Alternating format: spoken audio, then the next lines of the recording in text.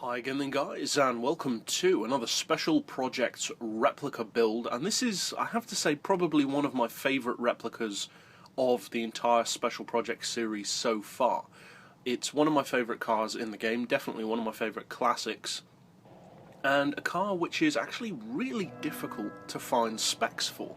I'm sure there are specs available out there on the net somewhere, but they are very, very hard to find. The only piece of information, or two pieces of information that I know about this car in real life, are that it was the only British car to actually finish the Le Mans 24-hour event that it entered, and also, interestingly, that it was clocked at a maximum speed of 147 miles per hour, which is actually pretty quick for a vehicle based on the mechanicals of a Mini. So, I've taken especially that piece of information and then tuned the car accordingly to work out, on Gran Turismo at least, what kind of power level would be required to allow the car to hit that speed. And basically we worked backwards from that. But this is a replica, as the information suggests, of the Le Mans Racing Mini Marcos 1275 GT race car. Now, as far as the visuals, it's a non-premium car, so obviously there's not that much you can do to it visually. All I've done is painted it French blue, which is kind of a Gulf-esque colour. I've left the rims stock because they already look pretty good, and that's pretty much it for the visuals. I've painted the brake calipers orange, again, to go for the Gulf kind of colours. So we'll go straight over to the mechanical tuning garage for the setup of the car, which is the more important thing with this vehicle.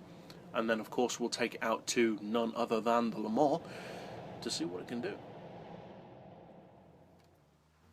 Now, as always, I do try to make my replicas, if at all possible, PP relevant, and happily this car is very much so at 475 PP.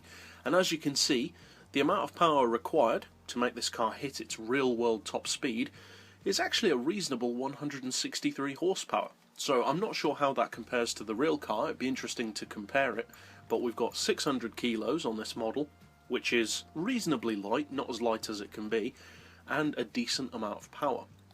Now, it is of course a race car, so I've gone for racing soft tyres. They do feel a bit OP though. To be honest, you can run this car on sports tyres and it still feels amazing around corners. We've got racing brakes, of course. For the suspension, I've actually gone for quite a high ride height, because many of the race cars back then were quite high off the ground, and it also, I think, looks really good with a high suspension height. Springs I've stiffened up to 675 and 4, the dampers to 4. We've reduced the anti-roll down to 1 to give it a little bit more of a classic handling feel. And to be honest, even with the low anti-roll, it still doesn't wallow around all over the road. Camber and tow we've got neutral, because you just don't need it in this car. For the diff, we've got the lowest initial torque, the highest acceleration, and the highest braking, and the handling is phenomenal on this machine. We do have an oil change as far as power, and obviously you could build this in different ways if you wanted to, but the best way I found to get it to do this kind of speed whilst being PP relevant was to fit the high RPM turbo, the stage 3 engine tune, and then reduce it by just 0.1% of a horsepower, or of the overall power.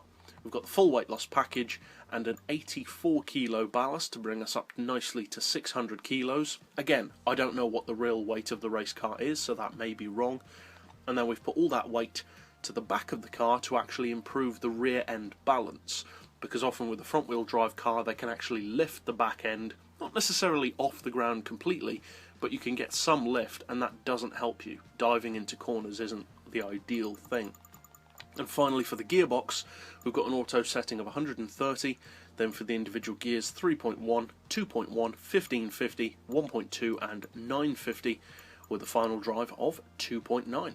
And that actually gives us pretty much exactly the same kind of top speed that the real car could do, around 147 down the Le Mans straight. So, now let's finally take it out to the Le Mans to see what it's capable of.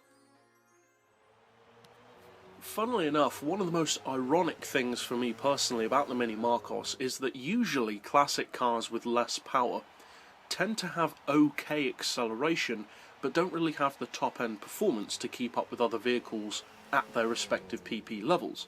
With this car though, weirdly enough, it's actually kind of the opposite, because the top speed is actually really good for the power. 150-ish miles per hour from a 160 horsepower car is actually pretty good on Gran Turismo, especially for the 475 pp level.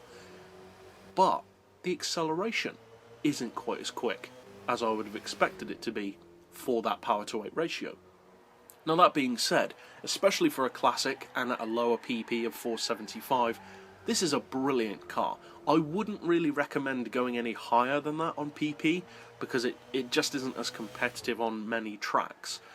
And overall, this replica is primarily for two purposes. This isn't necessarily a car that I'd recommend using in any 475 pp race, because it categorically won't win them all. There are two specific scenarios. This is for people who just want to feel what the classic could have been like, so fun, in effect. And the second thing is for people who enjoy doing kind of old recreation races, so putting up similar classics with similar specs to what the actual classics had in races. Now, I know there aren't many people who actually do that kind of racing, but for those who do, obviously I hope you find it fun. And if you just enjoy the car just for driving's sake, obviously I hope you find it fun, and it definitely is an incredibly fun car to drive. And if you are new to the channel and would like to keep up with other replicas and custom builds like this as soon as they're released, be sure to hit subscribe down below. But for now, as always, thanks for watching.